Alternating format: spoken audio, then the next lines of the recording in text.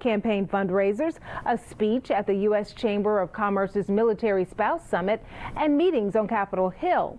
As the U.S. Senate race in Florida continues to heat up, one issue that's getting a lot of attention: Justice Anthony Kennedy's retirement and the future of the Supreme Court. Our Washington, D.C. Bureau reporter Samantha-Jo caught up with the governor today, and she is joining us right now live from Capitol Hill. What are the implications of the retirement just months until the election?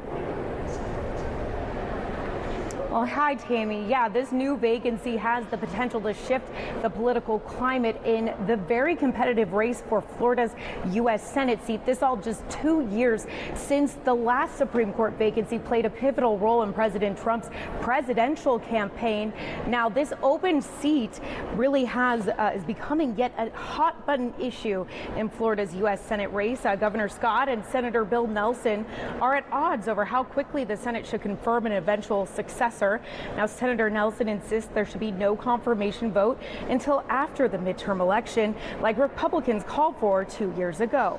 But Governor Scott is calling for a swift replacement for retiring Supreme Court Justice Anthony Kennedy.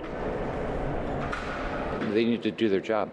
I've appointed over 350 judges in Florida, and I think the criteria for the appointment of a judge is you need to pick somebody that's going to follow the Constitution, it's going to follow the laws based on how they're written, not based on some political activism. This is not about partisan politics. Let's think about Bill Nelson, my opponent in the Senate race. He voted for every one of Barack Obama's 300 judges. Well, Senator Bill Nelson is also weighing in on this conversation, releasing his own statement, writing, "I believe the American people should be given the opportunity to express their view in the upcoming election and then have the Senate exercise its constitutional duties."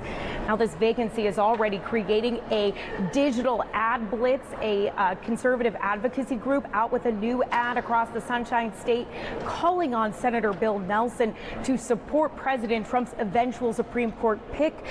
The Florida Democratic Party also fundraising, calling this vacancy a threat to generations of progressive decisions. So expect this decision really to be front and center throughout this campaign. Reporting live in Washington, Samantha-Jo, Spectrum.